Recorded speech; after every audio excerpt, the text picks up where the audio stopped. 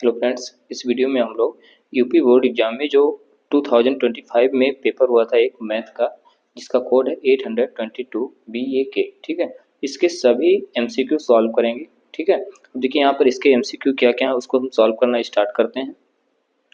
देखिए यहाँ पर जो फर्स्ट MCQ है, the LCM of 2 to the power 3 multiplied by 3 multiplied by 5 and 2 to the power 3 into 3 will be. यहाँ पर 4 ऑप्शन गिवन है, इसमें हमें बताना है कि ये नंबर और ये नंबर इन दोनों में क्या LCM होगा। ठीक है, तो इन नंबर को हम यहाँ पर राइट कर ले रहे हैं पहले। तो यहाँ पर है 2 to the power 3 multiplied by 3 और मल्टीप्लाइड बाई 5। ठीक है, सेकेंड नंबर यहाँ पर क्या है, 2 to the power 3 और मल्टीप्लाइड बाई 3। इन दोनों नंबर को मैंने राइट कर लिया है। अब हमें इनका LCM निकालना है। देखिए यहाँ पर LCM जो बनेगा वो LCM क्या बनेगा, इसमें जो एक्सपोनेंशियल फॉर्म में जब लिखा होता है तो हम इसको देखते हैं कि मैक्सिमम एक्सपोनेंट्स किसका है। तो यहाँ पर मैक्सिमम एक्सपोनेंट्स क्या है, 2 to the power 3। इन दोनों में 2 to the power 3 है तो इसको राइट कर लेंगे। नेक्स्ट अब यहाँ पर 3 चेक करेंगे तो 3 एक बार दोनों, ये मतलब दोनों का एक्सपोनेंट्स कितना है, केवल और केवल 1 है। ठीक, तो इसको मल्टीप्लाई में हम 3 राइट कर लेंगे। सिमिलरली यहाँ पर 5 है तो मैं इसको केवल और केवल क्या राइट करूंगा, 5 राइट करूंगा। ठीक है, अब हमें इसको सिंप्लीफाई कर लेना है। तो यहाँ पर 2 to the power 3 है, जिसका मल्टीप्लिकेशन करेंगे तो 8 आएगा, और यहाँ पर 5 को 3 से मल्टीप्लाई करेंगे तो यहाँ पर 15। ठीक है, और 15 को 8 से मल्टीप्लाई कर देंगे यहाँ पर तो ये बनेगा 120। ठीक, तो ऑप्शन हमारा जो इसमें है वो ऑप्शन नंबर सी यहाँ पर करेक्ट होगा। ठीक है, आंसर जो बनेगा इसमें वो आंसर क्या बनेगा, तो option number C 120 is correct. ठीक, अब नेक्स्ट देखिए यहाँ पर जो सेकंड क्वेश्चन है वो क्या कह रहा है। तो इसमें जो सेकंड क्वेश्चन है 2 माइनस रूट 3 की बात कर रहा है। यहाँ पर 2 माइनस में रूट 3 इज एन। ठीक है, ये या फिर एन क्या है, इसमें से 4 ऑप्शन इसने बता रखा है। एक तो यहाँ पर ऑप्शन है इंटीजर होगा, या फिर इरेशनल नंबर होगा, या फिर रेशनल नंबर, या फिर होल नंबर। अब चूंकि यहाँ पर देखिए 2 माइनस रूट 3 लिखा हुआ है, यहाँ पर जो 2 है ये इसमें रेशनल नंबर होता है। ठीक है, और सिमिलरली यहाँ पर ये जो है ये क्या होता है, इरेशनल होता है। ठीक है, ये इरेशनल है, और अगर हम रेशनल में से इरेशनल को माइनस करते हैं, इसमें से अगर हम इसको माइनस कर देंगे तो जो हमें रिजल्ट प्राप्त होगा वो ऑलवेज इरेशनल होता है। ठीक है, अब देखिए यहाँ पर जो ऑप्शन है वो ऑप्शन में इरेशनल कहाँ पर गिवन है, तो यहाँ पर ये जो ऑप्शन नंबर बी है ये इसका इरेशनल जो होगा ये करेक्ट होगा। ठीक है, यानी यहाँ पर जो आंसर आएगा वो आंसर क्या आएगा, आंसर नंबर बी। ठीक, अब नेक्स्ट क्वेश्चन यहाँ पर देखते हैं क्या है, क्वेश्चन नंबर 3। देखिए यहाँ पर जो क्वेश्चन नंबर 3 है, the prime factorisation of 98 will be. अब यहाँ पर 98 के प्राइम फैक्टराइजेशन क्या होगा इसको हमें बताना है। ठीक, तो यहाँ पर देखिए हम क्या करेंगे, ये क्वेश्चन नंबर 3 की बात कर रहा है, इसमें क्या है 98 और इसके प्राइम फैक्टराइजेशन की बात करते हैं। इसको हम यहाँ पर फैक्टराइज कर लेंगे 98 को जब यहाँ पर हम 2 से डिवाइड करेंगे तो 4 और यहाँ पर 9 आ जाएगा, ये 7 से कैंसिल होगा और ये 7 से 1 टाइम्स। ठीक है, अब यहाँ पर इसको सब्ट्रैक्ट करेंगे तो 2 मल्टीप्लाइड बाई 7 मल्टीप्लाइड बाई 7। ठीक है, इसको थोड़ा सा और सिंप्लीफाई करेंगे तो 2 multiplied by 7 to the power 2। यानी यहाँ पर जो ऑप्शन है वो option number C is correct हो जाएगा, यानी यहाँ पर जो आंसर मिलेगा वो आंसर सी ऑप्शन करेक्ट होगा। ठीक, अब नेक्स्ट क्वेश्चन नंबर 4 देखते हैं यहाँ पर क्या है। तो क्वेश्चन नंबर 4 इसमें है, the sum of zeros of the quadratic polynomial 4x square minus 4x plus में 1। ठीक है, हमें इसका सम ऑफ जीरोज बताना है। अब देखिए ये तो कोई quadratic polynomial ax square plus में bx प्लस c होता है, तो इसमें सम ऑफ जीरोज अगर एक अल्फा दूसरा बीटा है तो अल्फा प्लस बीटा जो बनता है वो माइनस बी अपान ये बनता है। ठीक है, बी क्या होता है, कोफिशिएंट ऑफ एक्स, और जो ये बनता है वो कोफिशिएंट ऑफ एक्स स्क्वायर। तो यहाँ पर ये जो बनेगा अल्फा प्लस बीटा यानी कि सम ऑफ जीरोज, ये माइनस और यहाँ पर -4 अपान में 4, ये माइनस से प्लस हो जाएगा, 4 से 4 कैंसिल होकर के 1 आ जाएगा, जो कि ऑप्शन नंबर 1 इज करेक्ट। यहाँ पर जो ऑप्शन है ऑप्शन नंबर बी ये करेक्ट होगा। इसमें जो आंसर आएगा 4 नंबर में वो आंसर नंबर बी आएगा। ठीक है, ये आंसर नंबर बी इसका करेक्ट होगा। नेक्स्ट क्वेश्चन देखते हैं क्या, क्वेश्चन नंबर 5 लिखा है, the equation 2y is equal to 3x minus y and 2x plus 3y is equal to 5 है द सोल्यूशन। अब यहाँ पर एक इक्वेशन यहाँ पर गिवन है 2y इज इक्वल टू में 3x माइनस 1 और दूसरा इक्वेशन है 2x plus 3y is equal to में 5। इन दोनों का सोल्यूशन की बात कर रहा है। तो यहाँ पर इस 2 को इधर करते हैं तो y is equal to 3x minus 1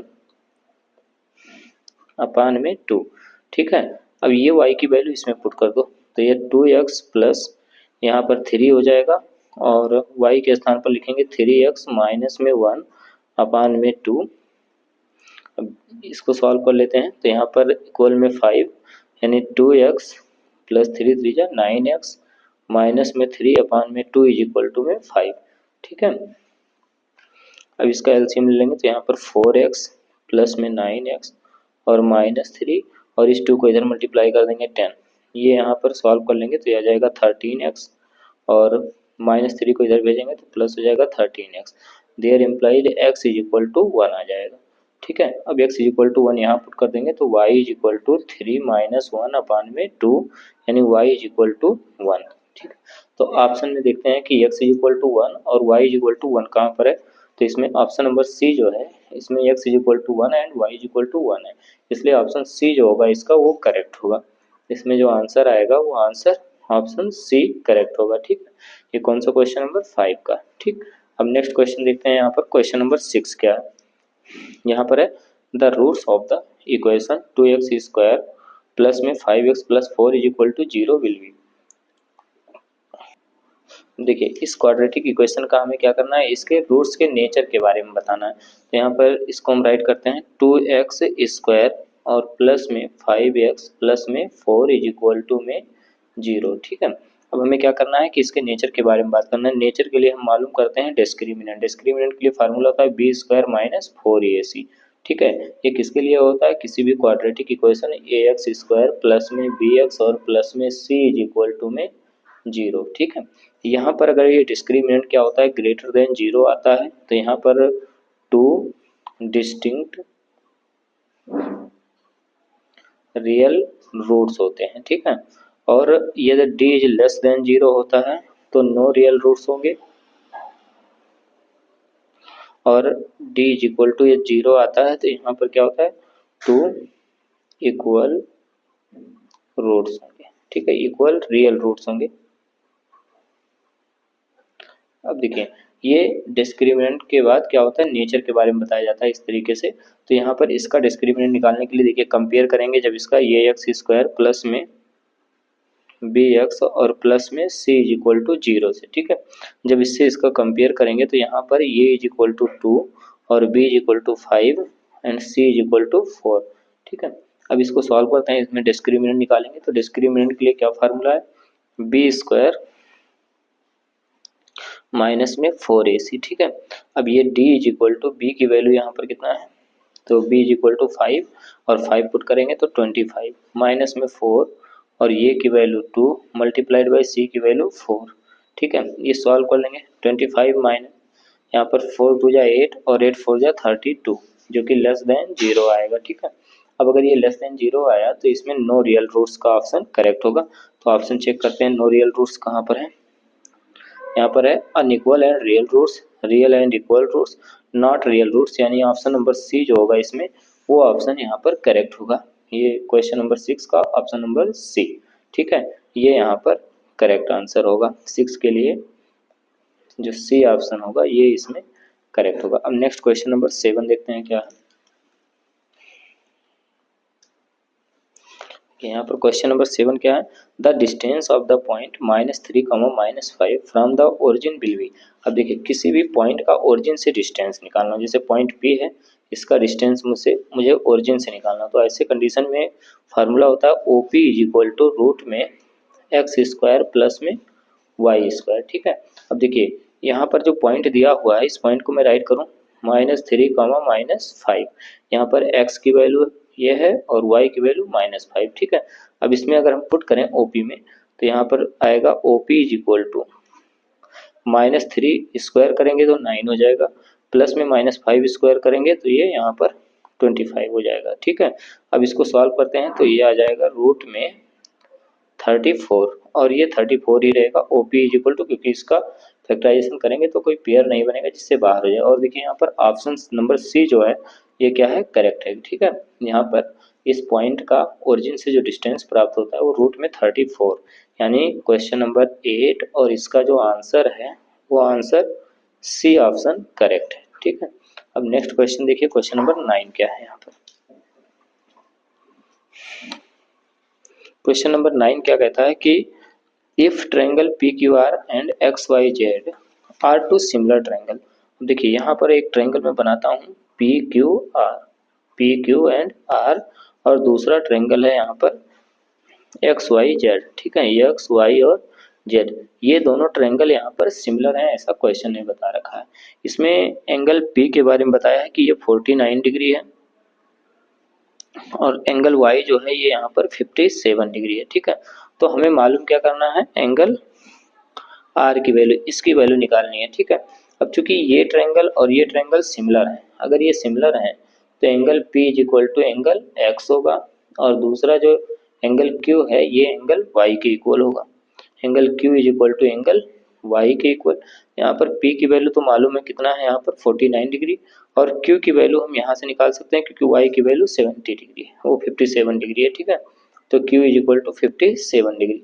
अब चूंकि इस ट्रायंगल में ये एंगल मालूम है और ये मालूम है, तो एंगल सम प्रॉपर्टी लगा देंगे तो ये एंगल मालूम हो जाएगा, यानी angle R is equal to आ जाएगा 180 और माइनस में 49 प्लस में 57। ठीक है, इसको सॉल्व करके हम यहाँ पर एंगल R की वैल्यू निकाल सकते हैं, तो ये आ जाएगा 180 और माइनस, इन दोनों को ऐड करेंगे 6 और ये 106। Angle R is equal to यहाँ पर माइनस कर लेंगे तो 74 डिग्री। अब ऑप्शन चेक करते हैं 74 डिग्री है कहीं पर, तो यहाँ पर ऑप्शन नंबर सी जो है ये करेक्ट होगा। ठीक है, यानी क्वेश्चन नंबर 9 में जो ऑप्शन सही होगा वो आंसर होगा यहाँ पर सी। ठीक है, ये आंसर यहाँ पर करेक्ट होगा। नेक्स्ट क्वेश्चन नंबर देखते हैं यहाँ पर 10 क्या है। The length of tangent on a circle from a point Q is 24 centimetre and the distance of centre from the circle from the point Q is 25। The radius of the circle will be. अब यहाँ पर circle का radius बताना। देखिए ये एक circle है और इस सर्कल पर एक टेंजेंट ड्रॉ किया गया है जिसका लेंथ है यहाँ पर 24 सेंटीमीटर, ये पॉइंट Q है, और सेंटर से इसका जो डिस्टेंस है ये 25 सेंटीमीटर है, तो हमें ये रेडियस निकालना है। ठीक है, ये R की वैल्यू निकालनी है इसमें। अब देखिए R की वैल्यू निकालनी है, टेंजेंट और रेडियस जो होता है ऑलवेज परपेंडिकुलर होता है, तो यहाँ पर ये 90 डिग्री है, तो इसके सामने ये हाइपोटेनस होगा, ये बेस हो जाएगा और ये परपेंडिकुलर हो जाएगा। ठीक है, तो इसमें हम पाइथागोरस थ्योरम अप्लाई करेंगे जिसमें 25 का स्क्वायर इज इक्वल टू होगा 24 का स्क्वायर और प्लस में R स्क्वायर। ठीक है, इसका स्क्वायर 625 और माइनस इसको इधर ले आएंगे तो यहाँ पर 576 और इज इक्वल टू में R स्क्वायर, इसमें से इसको माइनस कर देंगे तो 15 माइनस 6 यानी कि 9, और यहाँ पर ये 1 और ये 11 माइनस 7 यानी कि 4। ठीक है, और 5 माइनस 5 0, R स्क्वायर, तो R इज इक्वल टू यहाँ पर 7 सेंटीमीटर आ जाएगा। अब देखते हैं ऑप्शन में 7 सेंटीमीटर है या नहीं, तो यहाँ पर ऑप्शन नंबर ये जो है इसमें 7 सेंटीमीटर आ रहा है, यानी क्वेश्चन नंबर 10 का जो आंसर होगा वो आंसर क्या है, ये। ठीक है, आंसर ये इज करेक्ट। अब देखिए नेक्स्ट क्वेश्चन क्या है यहाँ पर। देखिए यहाँ पर क्वेश्चन नंबर 11 क्या है, the value of sine 60 will be. अब देखिए साइन 60 की वैल्यू ऐसे भी क्या होता है यहाँ पर, तो साइन 60 इज इक्वल टू √3/2 होता है, जो कि ऑप्शन नंबर बी जो है इसमें ये करेक्ट होगा, यानी क्वेश्चन नंबर 11 का जो ऑप्शन सही होगा वो आंसर बी यहाँ पर करेक्ट होगा। ठीक है, नेक्स्ट क्वेश्चन देखिए यहाँ पर क्वेश्चन नंबर 12 क्या है, तो क्वेश्चन नंबर 12 है if sine A is equal to 4/5 then the value of tan A. देखिए यहाँ पर sine A is equal to given है 4/5 और साइन ये इज इक्वल टू होता है परपेंडिकुलर अपान में हाइपोटेनस। तो यहाँ पर अगर हम एक ट्रायंगल ड्रॉ कर लें इस तरीके से, यहाँ पर मैं लिख दूँ P और ये Q एंड ये R। ठीक, अब यहाँ पर परपेंडिकुलर जो बनेगा ये यहाँ पर 4 हो जाएगा और हाइपोटेनस यहाँ पर 5। हमें tan चाहिए यानी परपेंडिकुलर अपान में बेस चाहिए। ठीक है, परपेंडिकुलर अपान बेस के लिए हमें इस बेस को मालूम करना पड़ेगा। इसको मालूम करने के लिए यहाँ पर पाइथागोरस थ्योरम अप्लाई करेंगे जिसमें क्या होगा कि 5 का स्क्वायर और इसको इधर कर देंगे तो -4 स्क्वायर इज इक्वल टू में यहाँ पर PQ स्क्वायर बनेगा। ठीक है, ये 25 और माइनस में 16 is equal to PQ square, यानी कि PQ square is equal to 9 और PQ इज इक्वल टू यहाँ पर 3, ये आ जाएगा 3। हमें चाहिए क्या, tan ये, और ये के स्थान पर यहाँ पर क्या है मैंने P लिख रखा है, तो ये इसको हम ये एंगल मान सकते हैं। ठीक, तो tan ये इज इक्वल टू यहाँ पर बनेगा परपेंडिकुलर अपान में बेस यानी 4/3। अब ऑप्शन चेक करते हैं कि यहाँ पर 4/3 कोई ऑप्शन है या नहीं, तो ऑप्शन नंबर सी जो है इसमें ये करेक्ट होगा। ठीक है, तो क्वेश्चन नंबर 12 और इसका जो आंसर है वो आंसर क्या है, यहाँ पर बी सही है। ठीक, हम नेक्स्ट क्वेश्चन देखते हैं, क्वेश्चन नंबर 13। देखिए यहाँ पर जो क्वेश्चन नंबर 13 है इसमें क्या पूछा है कि 1 माइनस कास स्क्वायर ये विल बी। ठीक है, अब 1 माइनस कास स्क्वायर की बात करें तो यहाँ पर एक आइडेंटिटी होती है साइन स्क्वायर ये और प्लस में कॉस स्क्वायर ये इज इक्वल टू में 1। यहाँ से इसको इस साइड में कर देंगे तो साइन स्क्वायर ये इज इक्वल टू में 1 माइनस कॉस में स्क्वायर ये। ठीक है, तो 1 माइनस कॉस स्क्वायर ये की वैल्यू क्या आ गया, साइन स्क्वायर ये। तो ऑप्शन यहाँ पर जो है वो ऑप्शन नंबर बी क्या है, ये करेक्ट होगा। तो क्वेश्चन नंबर 13 और इसका जो आंसर होगा वो आंसर क्या है, बी यहाँ पर करेक्ट आंसर होगा। ठीक है, अब नेक्स्ट क्वेश्चन देखते हैं यहाँ पर क्या है, क्वेश्चन नंबर 14। ये क्या है, कोसेक स्क्वायर ये माइनस कॉट स्क्वायर ये विल बी। कोसेक स्क्वायर ये और कॉट ये स्क्वायर ये, इसकी वैल्यू क्या होगी, तो देखिए आइडेंटिटी क्या होती है 1 प्लस कॉट स्क्वायर ये इज इक्वल टू में कोसेक स्क्वायर ये। ठीक है, इसको इस साइड में कर देंगे तो कोसेक स्क्वायर ये माइनस कॉट स्क्वायर ये इज इक्वल टू 1 आ गया। अब यहाँ पर 1 ऑप्शन नंबर बी जो होगा इसमें ये करेक्ट होगा, यानी क्वेश्चन नंबर 14 और इसका आंसर क्या है, तो आंसर यहाँ पर बी होगा। ठीक, नेक्स्ट क्वेश्चन नंबर 15 देखते हैं क्या है। तो जो क्वेश्चन नंबर 15 यहाँ पर है, the area of sector of a circle whose angle is 60 degree and radius 12 centimetre will be. अब देखिए यहाँ पर एक सर्कल है और इस सर्कल में ये इस तरीके से एक सेक्टर बन रहा है। ठीक है, और इस सेक्टर में जो एंगल बन रहा है यहाँ पर वो 60 डिग्री, ये जो एंगल है ये 60 डिग्री है। इसको हम थीटा इज इक्वल टू यहाँ पर राइट करेंगे 60 डिग्री, और इसका जो रेडियस यहाँ पर गिवन है वो 12 सेंटीमीटर है, R is equal to 12 centimetre. हमें क्या करना है, मालूम करना है इसका एरिया, इस सेक्टर का एरिया हमें निकालना है। ठीक है, अब इस एरिया को निकालने के लिए क्या फार्मूला होगा, थीटा अपॉन 360 इंटू में पाई आर स्क्वायर। ठीक है, थीटा की वैल्यू यहाँ पर 60 अपान में 360 और पाई ऐसे रहेगा, आर की वैल्यू 12 मल्टीप्लाइड बाई,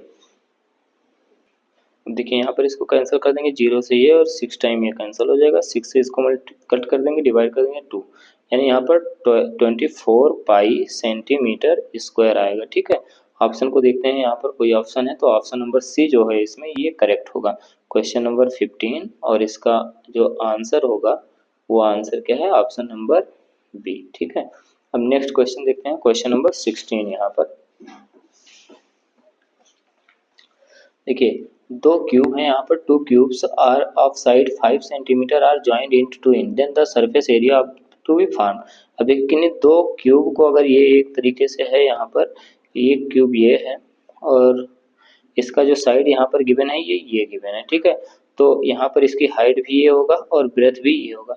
इसी में अगर हम एक क्यूब और ऐड कर दे रहे हैं अगर, ठीक है, तो यहाँ पर ये जो बनेगा वो ये हो जाएगा, तो लेंथ जो अब हो जाएगा ये क्यूबाइड शेप में आ गया, तो यहाँ पर length L is equal to 2a बनेगा और ब्रेथ जो होगा वो ये होगा और हाइट क्या होगा, ये ही होगा। ठीक, अब यहाँ पर ये की वैल्यू यानी जो साइड गिवन था वो 5 सेंटीमीटर गिवन था, तो ये 10 सेंटीमीटर हो जाएगा और यहाँ पर ये 5 सेंटीमीटर और ये 5 सेंटीमीटर।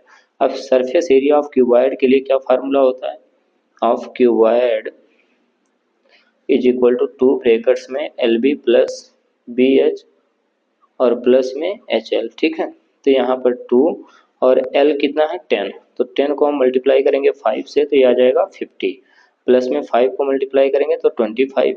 सिमिलरली यहाँ पर 5 से मल्टीप्लाई करेंगे 10 को तो यहाँ पर 50, इसको ऐड कर लो तो 2 और मल्टीप्लाइड बाई 50 50 100 यानी 125 ये बनेगा। अब 2 से इसको मल्टीप्लाई कर दो तो ये आ जाएगा 250 सेंटीमीटर स्क्वायर। अब देखिए यहाँ पर ऑप्शन कौन सा सही होगा, तो यहाँ पर ऑप्शन नंबर सी जो है ये यहाँ पर करेक्ट है, यानी क्वेश्चन नंबर 16 और इसका जो आंसर है वो आंसर नंबर कौन सा है, सी ऑप्शन करेक्ट। ठीक है, नेक्स्ट क्वेश्चन नंबर 17 यहाँ पर है, the probability of getting head when a coin is toss once will be. अब देखिए हमें क्या करना है कि एक कॉइन को टॉस करना है, तो इस बात की प्रोबेबिलिटी मालूम करनी है कि हेड आए। अब किसी भी कॉइन में जो आउटकम्स हो सकते हैं, टोटल आउटकम्स, वो क्या क्या हो सकते हैं, एक तो हेड हो सकता है, दूसरा टेल हो सकता है, ठीक है। अब हेड आने की प्रोबेबिलिटी पूछी जा रही है, तो फेवर में कितने हैं, केवल एक है, और टोटल कितना है 2। तो यहाँ पर 1/2 जो होगा ये यहाँ पर सही होगा। आप देखिए ऑप्शन कौन सा है, तो ऑप्शन नंबर सी जो है ये यहाँ पर करेक्ट है। तो क्वेश्चन नंबर 18 के लिए आंसर क्या होगा यहाँ पर, तो आंसर नंबर सी जो होगा ये इसमें करेक्ट होगा, ठीक है। अब नेक्स्ट क्वेश्चन देखते हैं, क्या क्वेश्चन नंबर 18। ये यहाँ पर क्वेश्चन नंबर 17 का आंसर है, ठीक है। 17 में आंसर नंबर सी जो होगा वो करेक्ट होगा। देखिए यहाँ पर क्वेश्चन नंबर 18 क्या कह रहा है, ये bag contains 3 red and 5 black balls. एक बैग है और इस बैग में 3 रेड एंड 5 ब्लैक बॉल्स है, तो यहाँ पर राइट कर लेंगे 3 रेड एंड 5 ब्लैक बॉल्स, ठीक है। अब आगे क्या कह रहा है, if a ball is drawn at random, इसमें से एक बॉल क्या किया जा रहा है, निकाला जा रहा है, then the probability of getting red ball, तो इसमें से रेड बॉल लाने की प्रोबेबिलिटी क्या होगी। अब देखिए रेड बॉल के फेवर में कितने हैं, तो यहाँ पर 3 है, और यहाँ पर टोटल आउटकम्स कितने हो सकते हैं, 5 और 3 8, तो अपान में यहाँ पर आ जाएगा 8। अब देखिए जो ऑप्शन क्या है, ऑप्शन नंबर सी जो है इसमें ये करेक्ट है, यानी क्वेश्चन नंबर 18 और इसका जो आंसर होगा, आंसर सी इसमें करेक्ट होगा, ठीक है। Next question number 19। देखिए यहाँ पर जो 19 number question, the mean of the following table will be, यहाँ पर एक टेबल दिया हुआ है, इस टेबल में बताना है कि इसका मीन क्या होगा, ठीक है।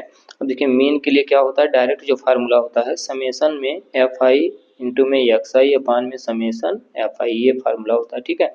तो हम क्या करेंगे, मैंने यहाँ पर क्लास इंटरवल राइट कर रखा है 0 से 10, 10 to 20, 20 to 30 एंड 30 to 40, ये यहाँ पर क्लास इंटरवल गिवन था क्वेश्चन में, ठीक।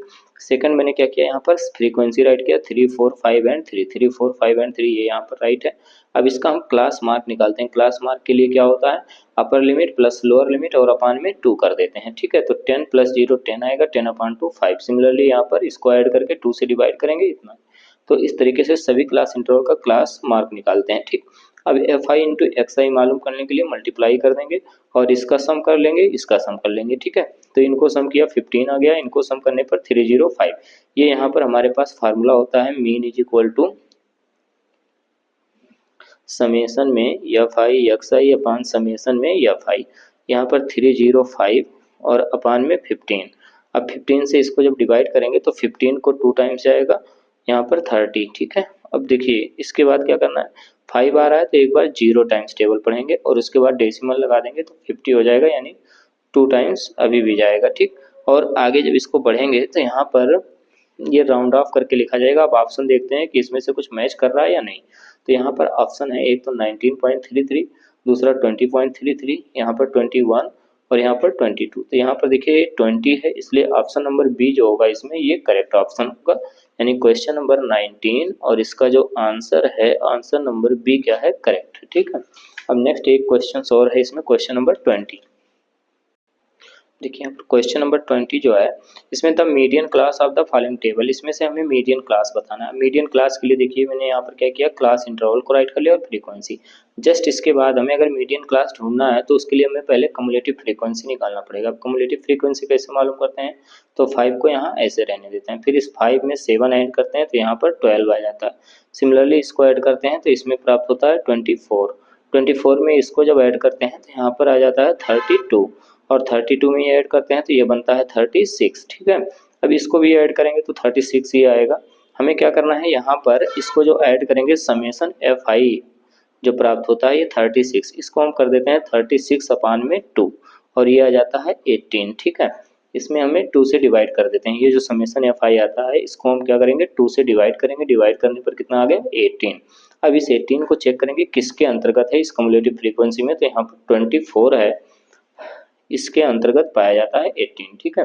तो इसमें जो क्लास इंटरवल है ये हमारा 10 to 15 जो है ये इसका क्लास इंटरवल है, इसलिए जो ऑप्शन हमारा सही होगा वो ऑप्शन नंबर सी करेक्ट होगा, ठीक है।